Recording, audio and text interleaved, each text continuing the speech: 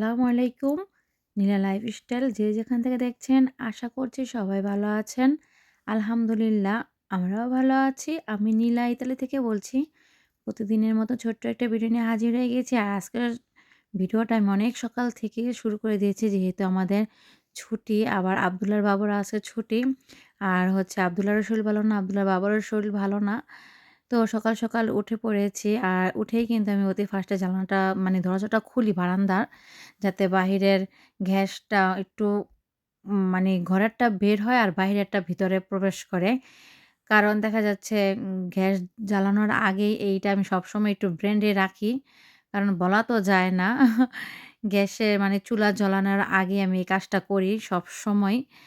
তো যাই হোক আবার ফ্রেশ হাওয়াটা না ঘরের হাওয়াটা একটু অন্যরকম আর বাইরেরটা না অন্যরকম। যদিও ঠান্ডার জন্য দাঁড়াতে পারি না।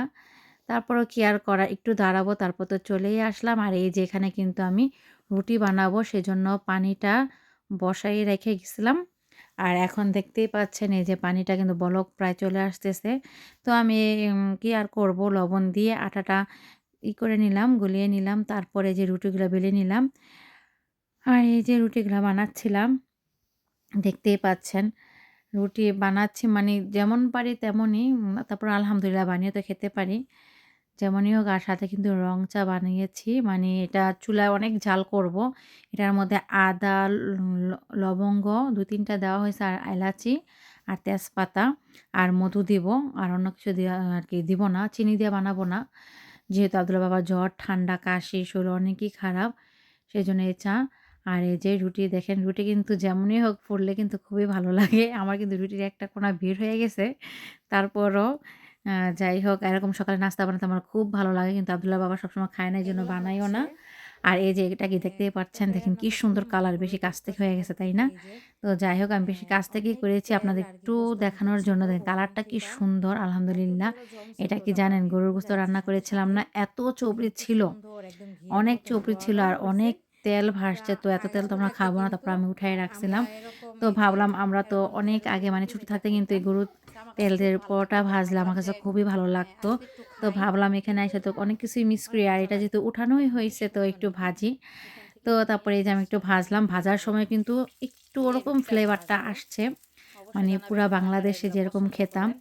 তো অনেক বছর ঐরকমই। পর তারপরে খাচ্ছি তো কিন্তু ভালো একটা এরকম ঘ্রাণ পোলাও পেলাম কিন্তু কখনো খাওয়ার সময় এটা তো আমি ছোটবেলা আমি তো থেকে পরে হয় ভয়েস নাই। দিচ্ছি। বিশেষ তো করে খাওয়ার সময় কিন্তু তেমন একটা ভালো এই যে লাগে নাই। মানে সয়াবিন তেলটার যে টেস্টটা ঘ্রাণ ওরকম লাগে নাই আনাগোনাটা আগের দেখেন মতো। সেম ওইরকম তো ঘ্রাণ ভাজার সময় আইতেছে। ভাবছিলাম যে হয়তোবা ভালো হুম? লাগতে পারে যেহেতু ঘ্রাণটা আসছে।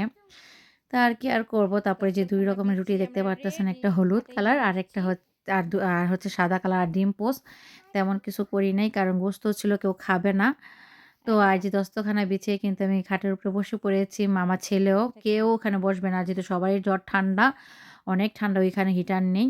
আর আমার যে খাটের উপরে কম্বল দেখেও কেউ ভাবতে পারেন যে কম্বল উঠায় নাই। কিন্তু এত ঠান্ডা খাটের উপরে বসলে কম্বল লাগবেই। আর চারপাশ তো পরিষ্কার দেখালামই। সকালে উঠে কিন্তু সকালের কাজগুলো আমি অর্ধেক রাতেই করে রাখি। আর মাঝে, মাঝে আবার সকালেও করি। সময় যখন যেমন হয় তেমনই। আর অতি ফার্স্টে কিন্তু আমি চুলাগুলা নাস্তা বানানোর পর ক্লিন করে নিছি। আশেপাশে সব ক্লিন করেছি। কারণ এগুলা আমি ধুই নাই। সকালে দেখেন নাস্তা বানানোর পর কতগুলা আরকি নষ্ট হইছে বেলুন ফ্রি থেকে শুরু করে। কারণ এগুলা এখানে রাখছি। একবারে ধুবো, পরিষ্কার করব আর একটা করে বের হতেই থাকে। তো ভাবলাম যে এগুলা এখানে রাখি আর আমি আমার সম্পূর্ণ কাজটা আমি করে নেই। যত ঝাড়া পোছা আছে, ঘর ঝাড়ু মোছা সব করা শেষ। যেহেতু আমার কোনো রান্না নেই। বাসায় তেমন ঘেরান হবেও না। তো ভাত আর যে টমেটো চাটনি এখানে বসিয়েছিলাম। ভাত হয়ে গেছে আর টমেটো চাটনিটা আছে। এখানে দেখেন একেক সময় একেকভাবে আমি রান্না বসাই। অবশ্যই আপনারা জানাবেন কে কেমনভাবে করে রান্না করেন। আমি কিন্তু টমেটো চাটনির মধ্যে পেঁয়াজ, রসুন কুচি আর হচ্ছে কাঁচা মরিচ, আনাম আস্ত দিয়ে দিছি। আর রসুন মানে রসুন দেওয়া হয়েছে, হলুদ ফাঁকি, মরিচ ফাঁকি আর এমনি কিছুই দেই নাই। শুধু আনাম, কাঁচামরিচ দিয়েছি। আর হলো তেল দিয়েছিলাম সামান্য পরিমাণের। এই তো আর ঢেকে আমি সুন্দরভাবে এটা বানিয়ে নিবো। আর সব কম বেশি যাই হোক আমার কাছে চাশনি খুবই ভালো লাগে সেজন্য রান্না বসিয়ে দিয়েছি। আর এখানে কিন্তু আমি প্লেট বাসনগুলো সব ধুয়ে নিয়েছি। আর এই যে গোস্ত ছিল আ খেতে, খেতে আর ভালো লাগে না। কি আর করব? তারপরে যেমন ভর্তা খাই। গোস্ত থাকার সত্ত্বেও রেখে দিয়ে তারপর ভর্তা, চাশনি এইসব করে খাই। ডিম ভাজা। আ কি আর করব? তারপর আলহামদুলিল্লাহ যাই বানিয়েছি আজকে আল্লাহর কাছে কোটি শুকরিয়া। আর আমি এই ফাঁকে কিন্তু এই যে দেখেন সব করে নিয়েছি। আর বাসাটা একটু খুলে দিলাম। যেহেতু বাসাটা আ মোছা হইছে। একটু ভিজা, ভিজা ভাব থাকতেও পারে। আমার ছেলে কখন আশা পড়ে যায়। ভিজা ভাব নেই, তারপরও খুলে দিলাম। তো দেখেন আজকে পরিবেশটা আলহামদুলিল্লাহ সকাল থেকেই সকালেও একবার দেখালাম আর এখনও দেখেন এত সুন্দর পরিবেশ আলহামদুলিল্লাহ। রোদ উঠলে না ভালো লাগে, একটু ফুরফুরা লাগে। আর যেহেতু সবকিছু ঝাড়া মোছা আরও বেশি ভালো লাগে। আর আমি উপরের যে এখানে গ্লাস, তারপর প্লেট বাটি রাখি ওইখানটাও পরিষ্কার করে নিলাম। তেমন সময় লাগে না। মেডিসিনটা দিলে একদম অনায়াসেই হয়ে যায়। আর রান্নার গ্যাসগুলো হচ্ছে নিচ থেকে ওই প্লেট বাসন রাখার রেকগুলি দিয়ে ওঠে আর ওইগুলো একদম নষ্ট হয়ে যায়। ওখান থেকে তো ঢাকনা আছে, উঠতে পারে না গ্যাসগুলা, বের হইতে পারে না। ওইখানে থেকেই একদম হুল কাস্টে হয়ে যায়। যাই হোক এখন এই তো কি আর করব? এই যে এখন দেখেন একটু করে তারপরে এই যে ধোয়া পোকা সব শেষ। যত প্রকারের কাজ ছিল ঝটপট সকালে উঠলে না এই একটা সুবিধা ঝটপট সব শেষ হয়ে যায়। সকাল, সকাল সবকিছু শেষ হয়ে যায়। আর এই যে দেখেন এখানে কিন্তু আমি খাবার নিয়ে নিয়েছি। আব্দুল্লাহ বাবা এখন খাবে না, পরে খাবে। তার জন্য আ নিয়েছি এখানে কি বলে টমেটো চাটনি, গরুর গোশত আর হচ্ছে আগের ভাজি ছিল পাতাকপি ভাজি সেটা নিয়ে নিয়েছি। আর টমেটো চাটনি যেহেতু আমার অনেক প্রিয়, সেজন্য আমি কিন্তু একটু বিসমিল্লাহ করে টেস্ট করেই নিলাম, খেয়ে নিলাম। তারপরে এই যে দেখেন আমিই খাবো, আমার ছেলে খাবে না। আমার ছেলে কিন্তু আমার সাথেই খায়। বেশি খায় না। তারপর আলহামদুলিল্লাহ খাবার তো নিতেই হবে। তারপরে এই যে ঝটপট করে ছেলেকে বুঝিয়ে আরকি রেখে আল্লাহর রহমতে কান্না করে নাই আমার ছেলে। আমি চলে আসছি আমাদের বাসায় হলো বাজার লাগবে। বাজার আরকি একেবারে ফুরিয়ে গিয়েছে। কিছু থাকলে হয়তোবা আমি আসতাম না। একেবারেই শেষ পর্যায়ে সেজন্য কি আর করব। আব্দুল্লাহ বাবারও যাওয়ার কথা ছিল। আমরা ৩ জনেই যেতাম। কিন্তু এখন আ সমস্যা জ্বর, ঠান্ডা তাই যাবে না। আমিই চলে আসলাম। আর এই যে আমি মিনি একটা বাস পেয়েছি। এই মিনি বাসটায় উঠে গিয়েছি। ভালোই, খারাপ না। তো একদম জায়গা নেই ওঠার মতো। আর এই যে সেই বাসটাতে আমি নেমে গেলাম এখন। এখন আমি আমার গন্তব্যস্থানে যাচ্ছি। হেঁটে, হেঁটে যাচ্ছি। আর যত সন্ধ্যা হচ্ছে ততই কিন্তু সৌন্দর্য বাড়ছে শহরের।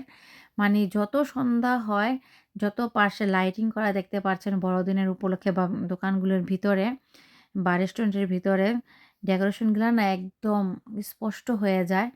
আমার কাছে তো খুবই ভালো লাগছে আর আফসোস লাগছিল। আর একা, একা আসলে না আসলে ভালোই লাগে না। আর এই যে দেখেন এটা কি সুন্দর রেস্টুরেন্টের ভিতরে কিন্তু এটা। তো আমি যাচ্ছিলাম আমার চোখে পড়লো আর আমি ভিডিও করতে, করতেই যাচ্ছিলাম। চোখে পড়লো তাই এটাও ভিডিওর মধ্যে নিয়ে নিলাম।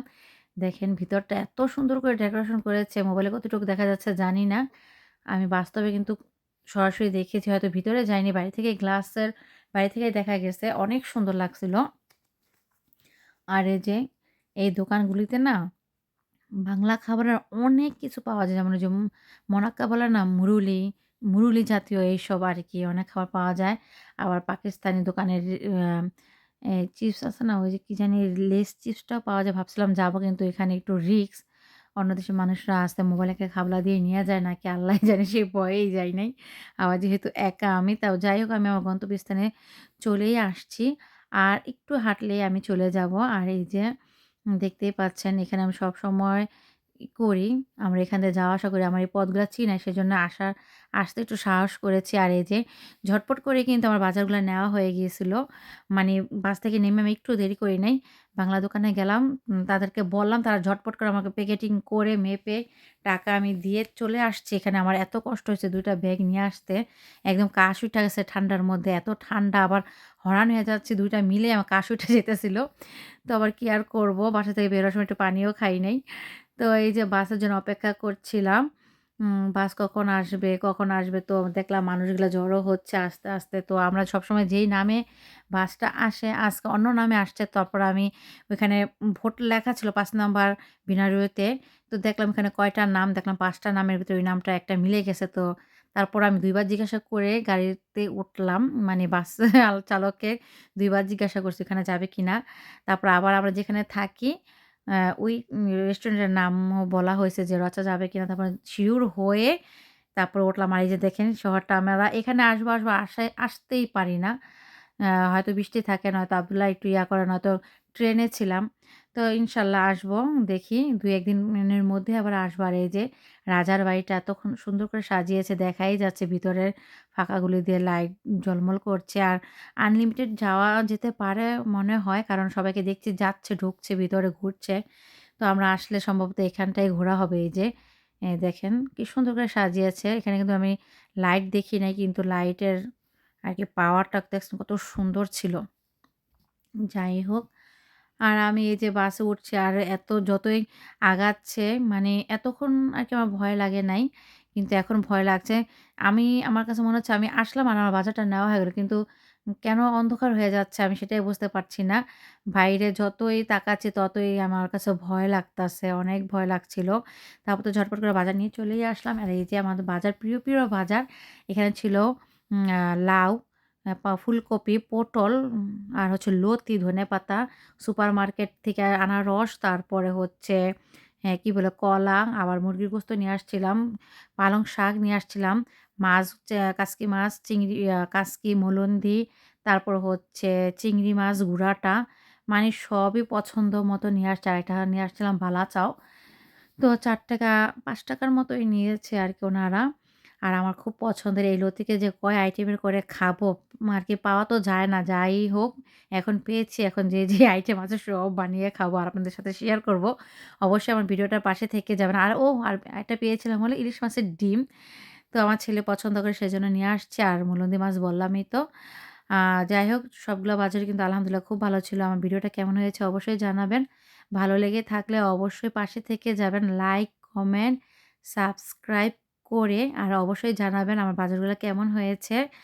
আর কি বলবো? আর এই যে দেখতেই তো পাচ্ছেন গোস্ত তেমন ছিল না তাই আনতেও পারি নাই। শুধু মুরগিটাই নিয়ে আসছি।